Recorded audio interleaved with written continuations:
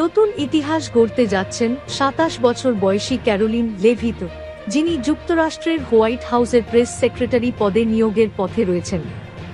নবনির্বাচিত president Donald Trump তার দ্বিতীয় মেয়াদে এই তরুণীকে প্রেস সেক্রেটারি হিসেবে মনোনীত করেছেন, যা তাকে হোয়াইট হাউসের সবচেয়ে কম বয়সী প্রেস সেক্রেটারি বানাবে।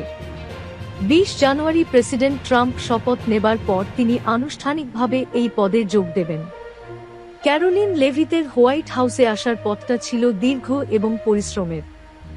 ২০১৭ থেকে ২০২১ সাল পর্যন্ত তিনি ট্রাম্প প্রশাসনের সহকারী প্রেস সেক্রেটারি হিসেবে দায়িত্ব পালন করেন। এর আগে ফক্স নিউজের শিক্ষানবিশ হিসেবে কাজ করার পাশাপাশি তিনি ট্রাম্পের জন্য বক্তব্য এবং বিবৃতি প্রস্তুত করতেন।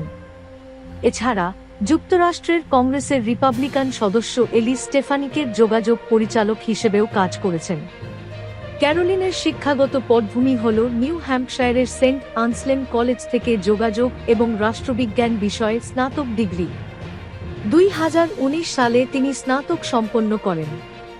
তার রাজনৈতিক যাত্রা আরও এক ধাপ এগিয়েছিল যখন তিনি ২০২২ সালের নির্বাচনে নিউ হ্যাম্পশায়ার থেকে রিপাবলিকান প্রার্থী হিসেবে প্রতিদ্বন্দ্বিতা করেন, যদিও ডেমোক্রেটিক প্রার্থী ক্রিস পাপাসের কাছে তিনি পরাজিত হন।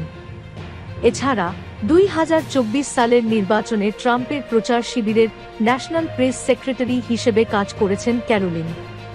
তার নেতৃত্বে প্রচার শিবিরে সংবাদ মাধ্যমের প্রতি দায়িত্বশীলতা এবং ট্রাম্পের রাজনৈতিক এজেন্ডা প্রচারে গুরুত্বপূর্ণ ভূমিকা পালন করেছেন তিনি।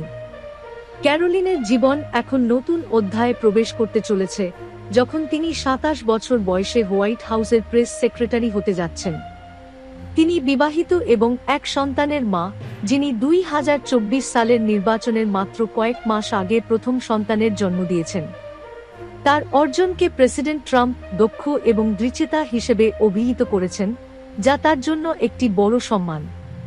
ক্যারোলিন লেভিতের এই পদক্ষেপটি কেবল তার নিজের জন্য নয়, বরং পুরো মার্কিন রাজনীতি ও প্রশাসনের জন্য একটি নতুন দিগন্তের সূচনা হতে চলেছে। আন্তর্জাতিক সংবাদ। Prime News lines.